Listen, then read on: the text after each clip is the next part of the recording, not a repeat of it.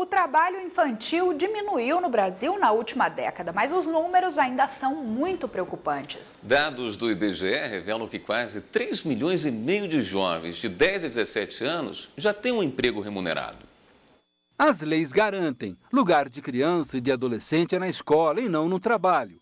É uma etapa em que elas precisam brincar, estudar, praticar atividades físicas e não ter a preocupação e a responsabilidade das obrigações do trabalho. Mas essa ainda não é uma realidade no Brasil. O censo do IBGE de 2010 revelou que 3 milhões e 400 mil crianças e adolescentes de 10 a 17 anos já têm alguma atividade remunerada. Em 2000, eram 3 milhões e 900 mil.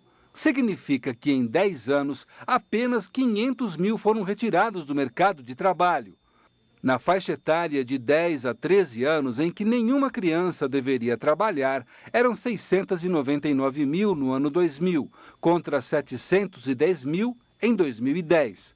A região sul, com 16,6%, é a que apresenta a maior incidência de trabalho infantil, seguida do Centro-Oeste, Nordeste, Sudeste e Norte. Esses indicadores, comprovam a pouca eficácia das políticas públicas. Então, é urgente que o governo federal, os governos estaduais, os governos municipais tomem a decisão de priorizar, de fato, o enfrentamento ao trabalho infantil.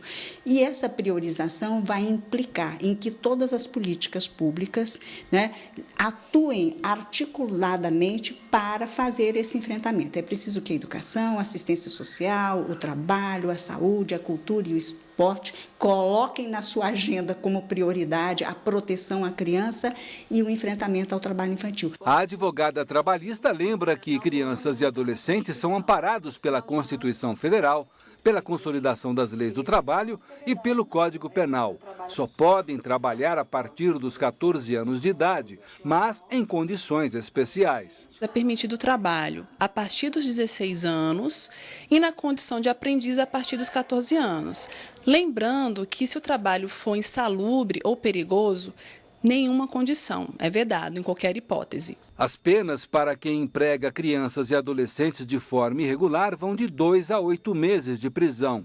E para quem utiliza o trabalho infantil em situação análoga à escravidão, são de até 2 anos de cadeia. Hoje, 30% da mão de obra infanto-juvenil está na área rural, principalmente na agricultura familiar.